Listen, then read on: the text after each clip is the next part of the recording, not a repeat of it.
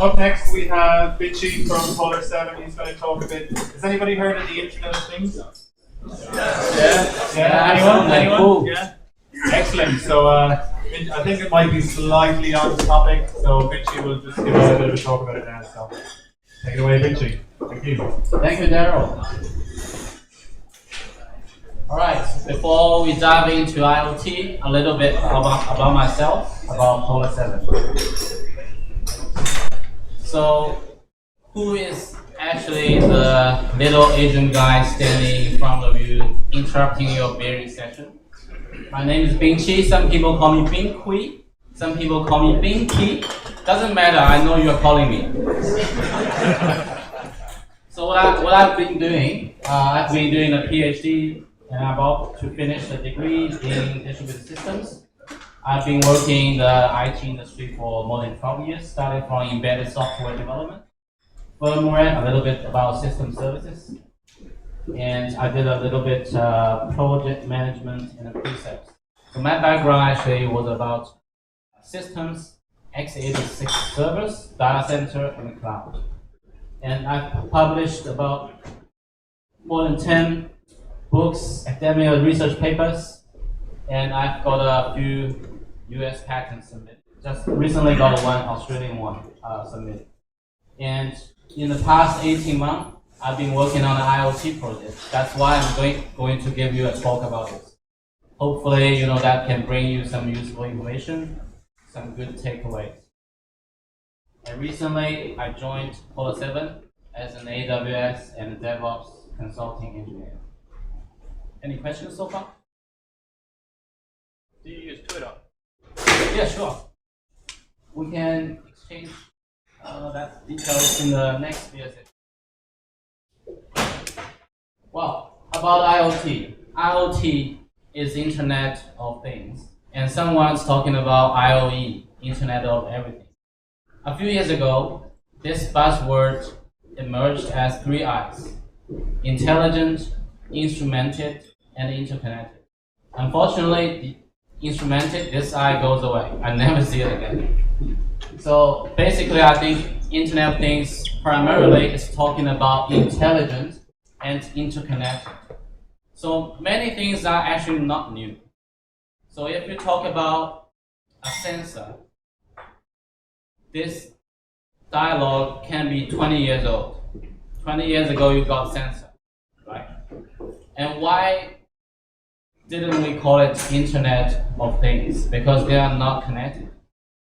They actually sit at different geographic locations and they don't talk to each other. And intelligent,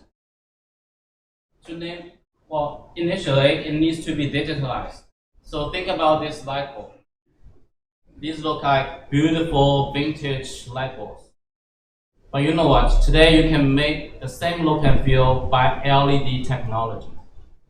LED is digitalized, so that means you can control the dimming levels in a finer grain, passing software signals like RESTful API. It just pass the value and it will show you the right dimming level. So that's called intelligent.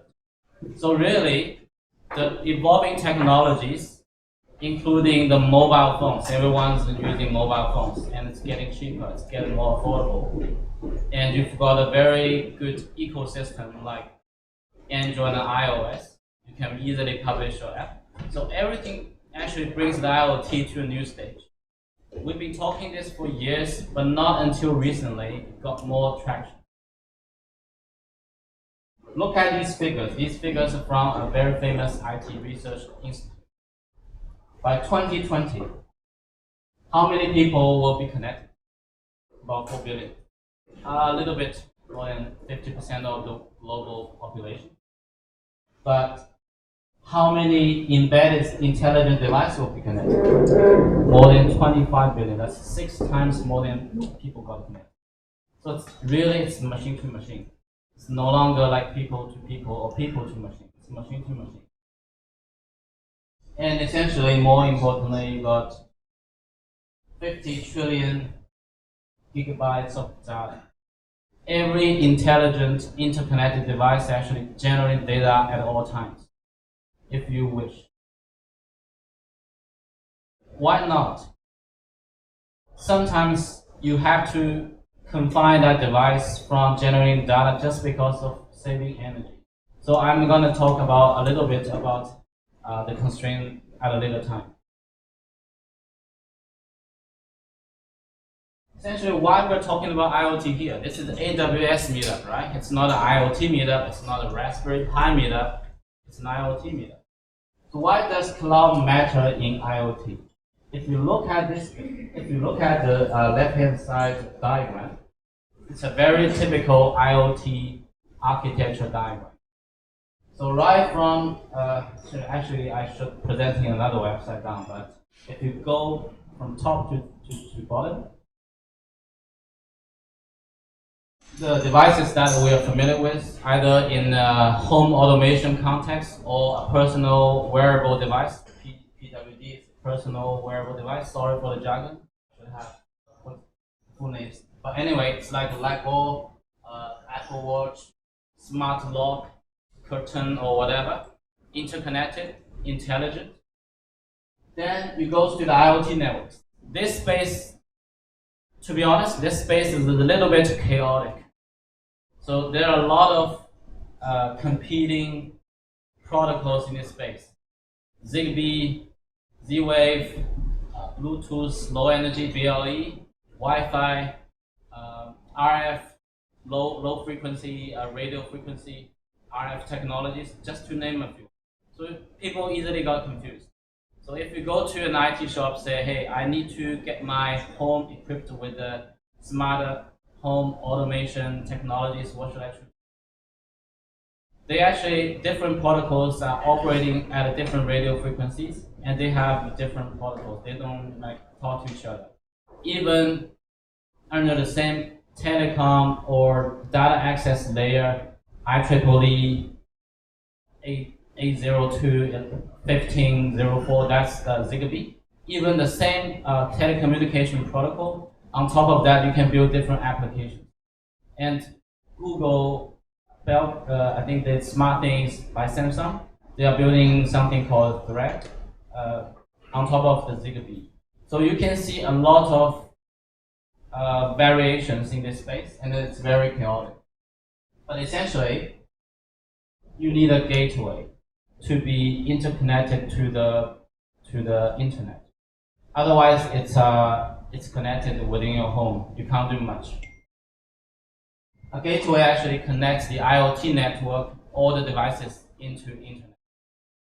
It's a bit different from the other gateways we'll talk about, but essentially you can think of it's like a multi-purpose network device. On one hand, it has a very good wireless sensor network technologies integrated. On the other hand, there's a Ethernet cable or Wi-Fi connection into the internet.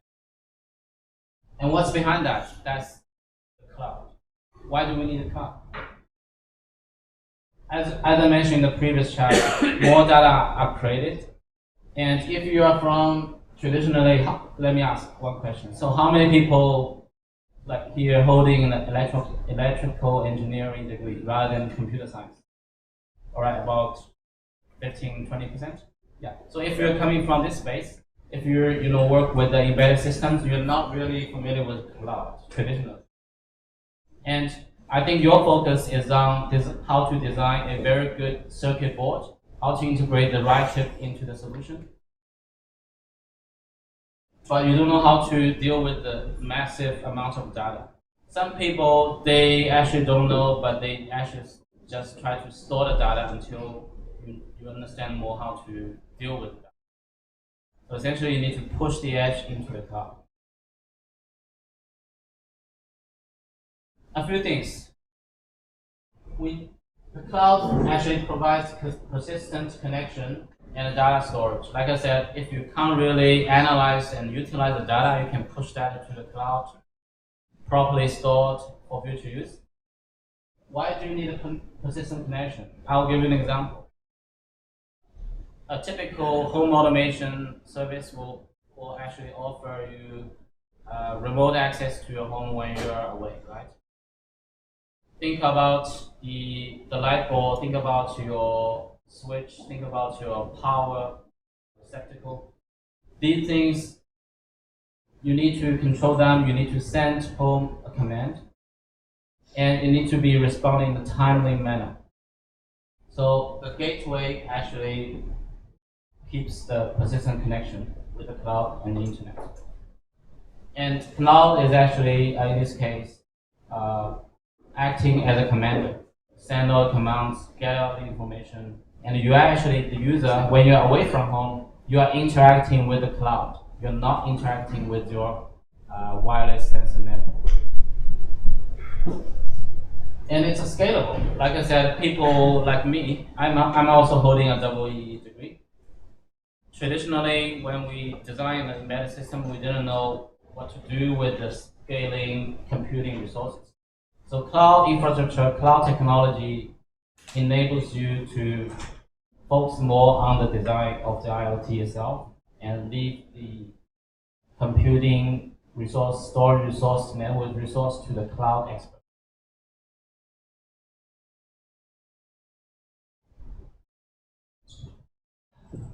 Amazon just announced a service in Sydney region, AWS IoT, last month.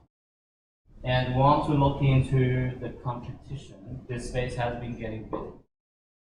In my previous project, we've been using a platform called because the service was not, AWS service was not available in Sydney region.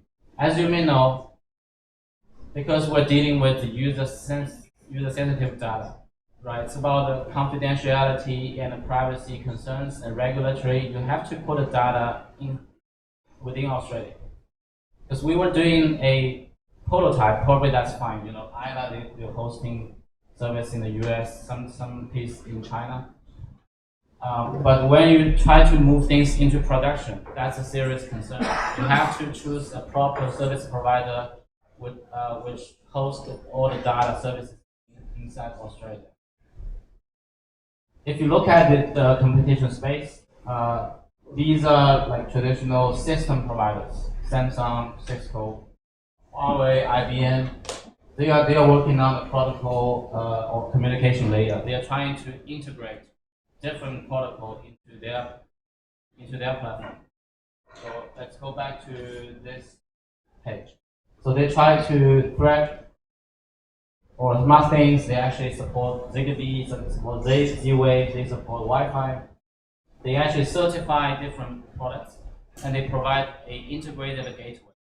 That means even if there are a lot of different network protocols working at your home, as a user, these are transparent. But they are doing things at a lower level, right? Level 2 or level 3. And other folks like Isla, Buddy, Alibaba Cloud, they actually offer some interface, programmable interface, serving as software as a service.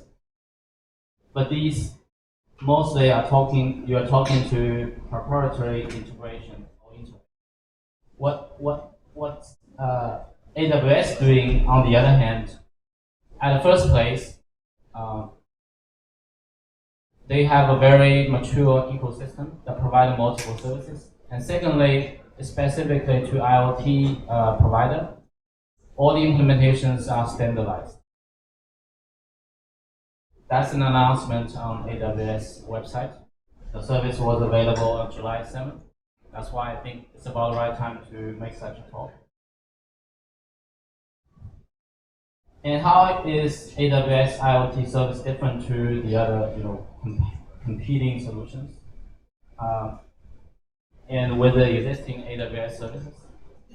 First of all, it's about new pricing model. Look, this computing resource is no longer measured by EC2 instance or by the storage capacity. It's measured by message.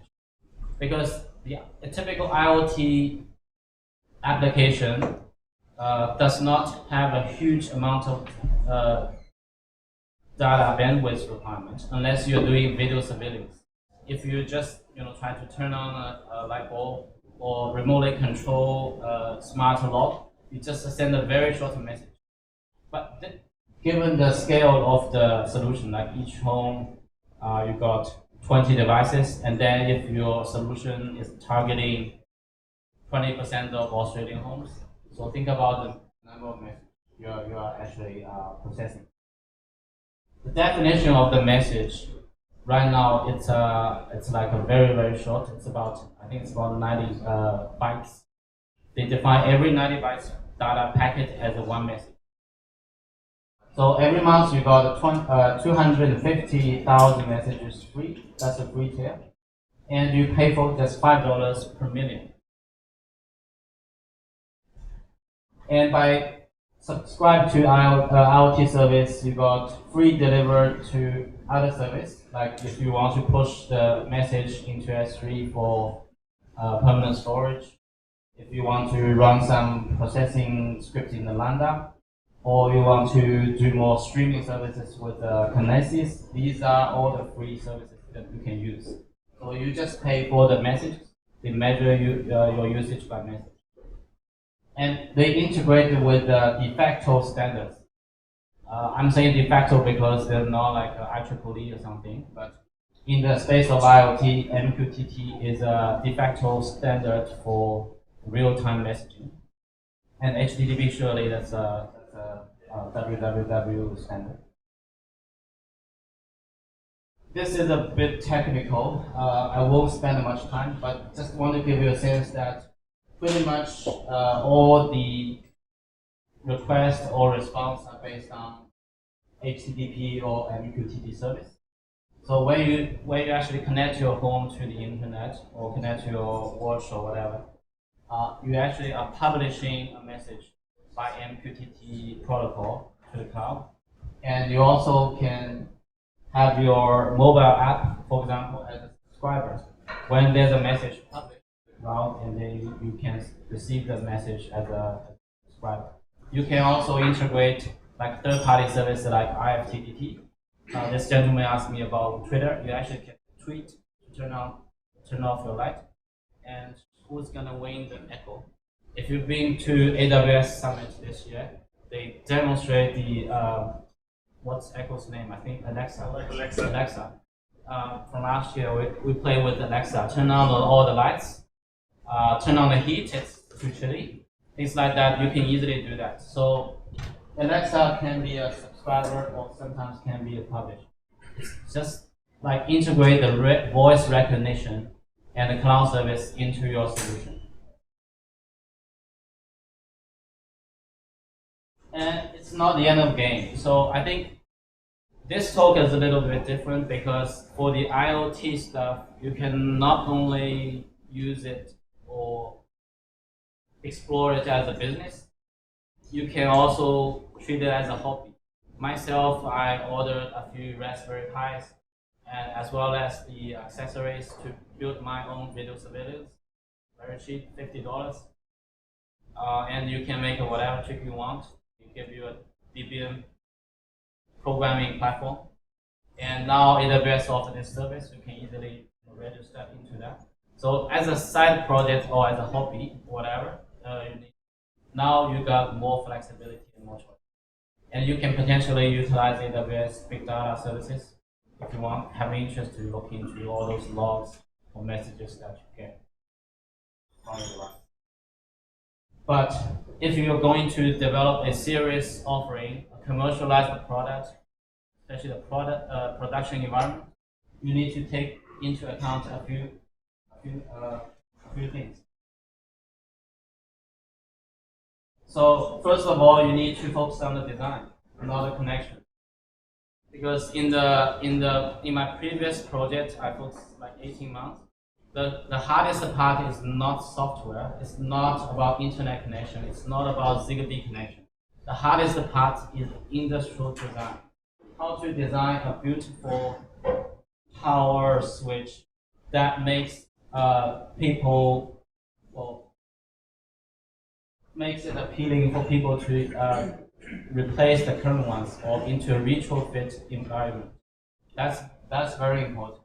And focus on the reliability of electronic design. Right? You don't want to get it burned. You don't want to have it somehow violating the telecommunication protocols and things like that. And at the same time, you also want to make sure there's a good connectivity.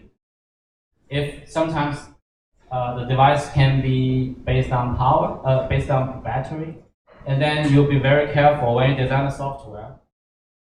What will be the interval of polling, right? If you keep polling the device once every 3 seconds, this battery will last only for 2 weeks. Some other product they actually commit 5 years lifetime, but you won't get an update like every 20 minutes, I would say. So the response time, energy consumption, reliability, these are all within the triangle constraint. So you need to think about a lot of things, a lot of trade-offs. Data security and privacy. We've been doing a lot of testing, prototype, but we didn't go to production because we did not have the experience of security and protecting confidentiality. Because we understand that if you do that without much confidence, you may end up losing money because it's a very serious concern as a user.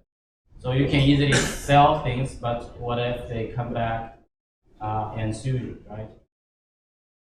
Analytics and data sets, this actually, we view it as a gold mine.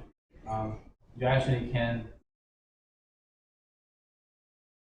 generate a lot of user values in terms of data, but many people don't know how to do that. Many business models are not there, but essentially you need to store the data set. Extensibility and scalability are good things that AWS pretty much will cover for you, and standardization. So why this is important? Because think about it, if you are developing your IoT solution, you definitely won't dominate the home, right? Because you don't do AV stuff, other people do. You don't do the gaming console. You don't do air conditioning. So you can only do a very small piece. You may end up selling multiple brands into the user, and into user's home. But if these solutions and products are not actually compatible to each other, essentially nobody will be buying your solution. So standardization, compatibility is very important.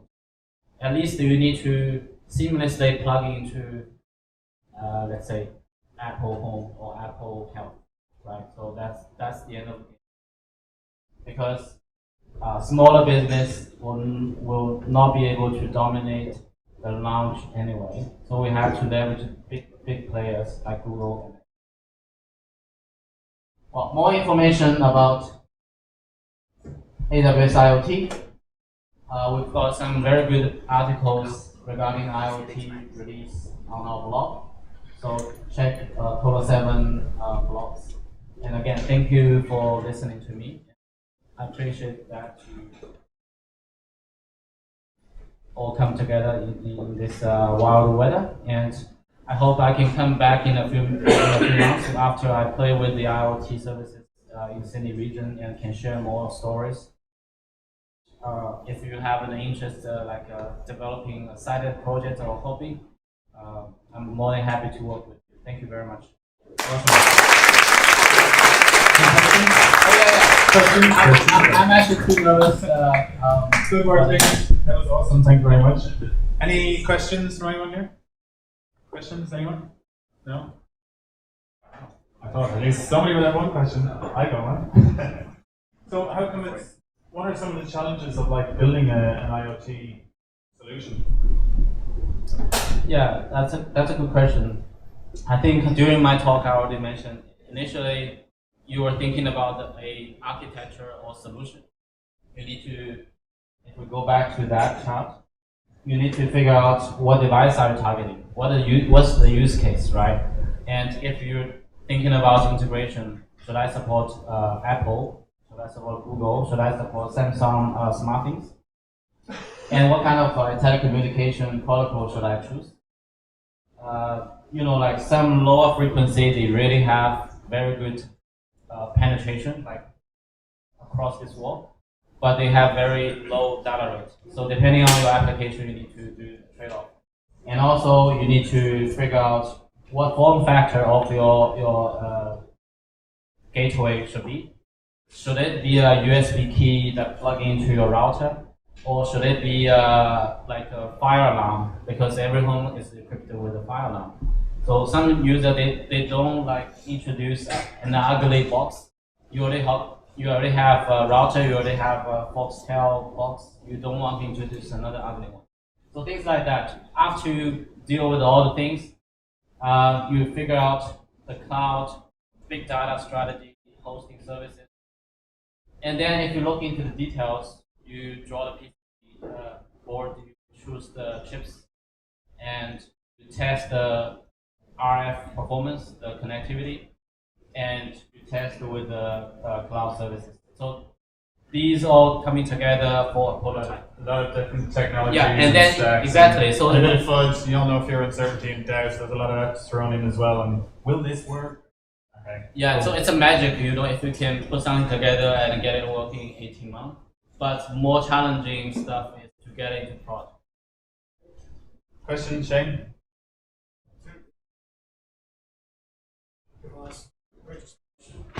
Device registration as an issue, yeah. Device upgrades, yeah. Yep. Device registration, device upgrade. You said you had 3 questions? Yeah, okay. Cool. Yeah, that's a good point, because device registration, you want to uniquely identify one device. So for a few reasons. So I think Australian consumer law actually protects we as a consumer. You can actually return or asking for repair 5 years. So you need to make sure as a service provider, as a product provider, you need to make sure every single device, no matter how small it is, trackable, it's uniquely identified. And yeah, I will take your question later.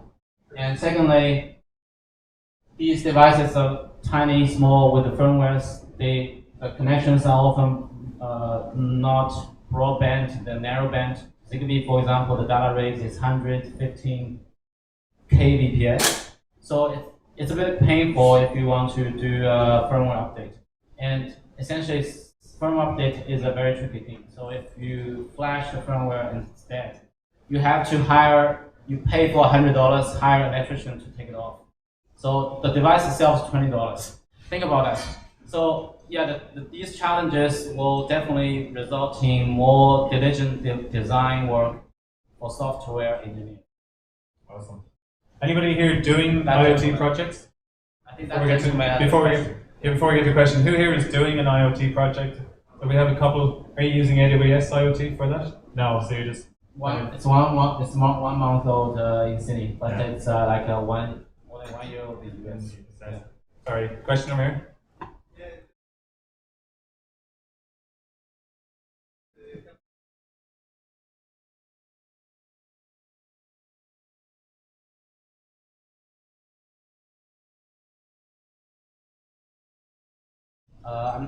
So your question is about how to track the device, right?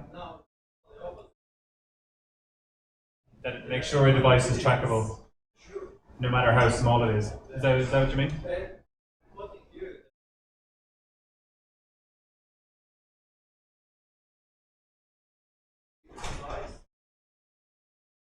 Right. Exactly.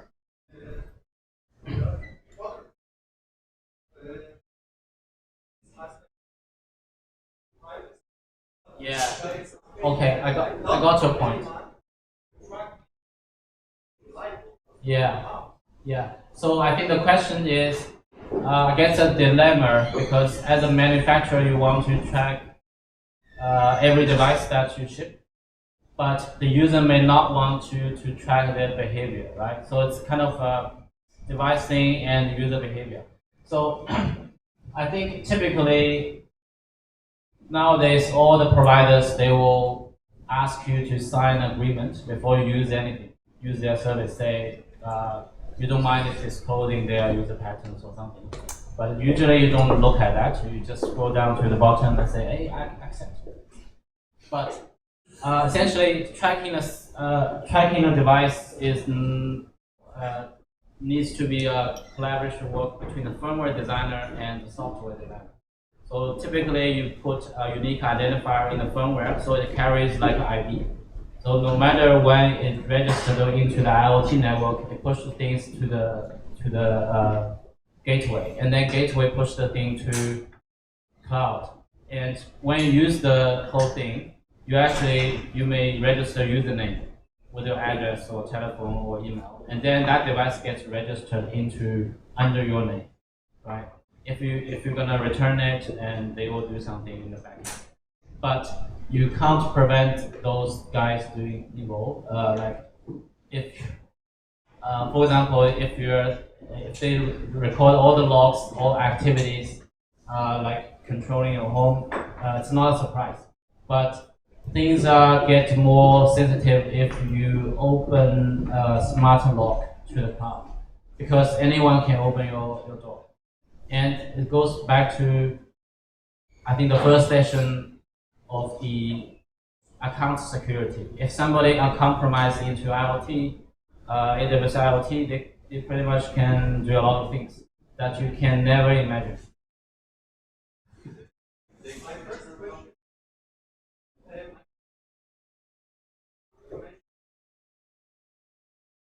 Yep. Oh, sorry. Let me get back to the slides. Sorry, just getting ahead there.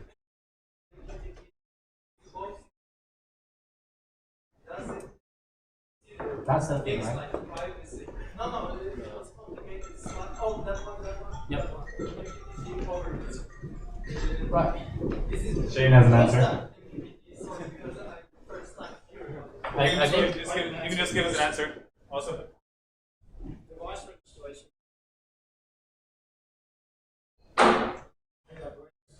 Tries to build it as answer chance. So it's effectively over an SSL transport. The QTT provides reliable delivery and acknowledgement of pub subs. But that's the problem. First of all, how do you make sure, first of all, how do you get all the certificates on all the devices in a secure way? The second thing is, how do you anonymize all of that data so that you can't get personally identifiable behavior from a third party? And then you have the issue of, how do you know that the device that you're talking to is really a device? The SSL security gives you some level of assurance. So, I mean, there's a whole raft of issues in there, and they all, in my view, collapse once you start scaling. They become big issues. Yeah, there's lots of issues. Yeah, so I think essentially we don't have to dive into the design details, but essentially in the firmware level you got control of what to publish. Definitely you can use it as a user configuration. Say, for some events, I just don't want to publish. Just leave it in the LAN, don't push into cloud. And there's another paradigm, I don't want to confuse you guys. There's another paradigm introduced recently in the academic world, because I'm doing some research. It's called fog computing. It's not cloud. Cloud is too far. We do it in the fog.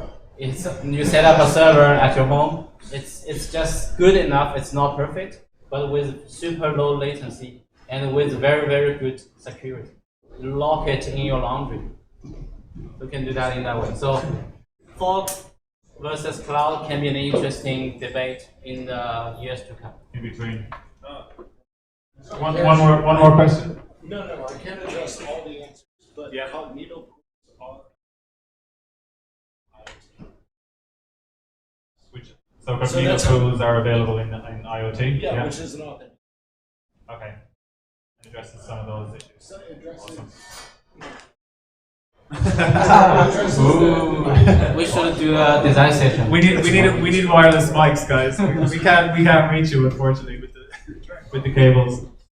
Yeah, is there anyone interested in start a business? I'm kidding. Excellent. I work for Daryl. Excellent. Thank you very much. Any more questions at this point? No? Everyone good? Excellent, guys. Thank you very much for this evening. Thank you, Binqi. That was awesome.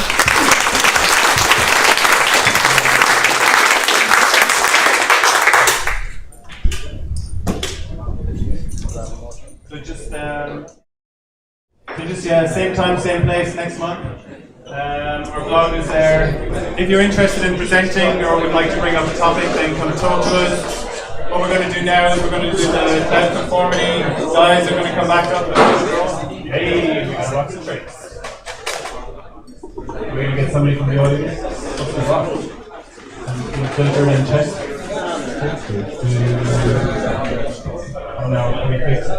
Alright, okay, is everybody still here? Just going to take the first one. Or and then go. So who's Brian Ford or Brian Ford at Macquarie? Brian Ford? Hey, there we go. Congratulations. You have to sign up for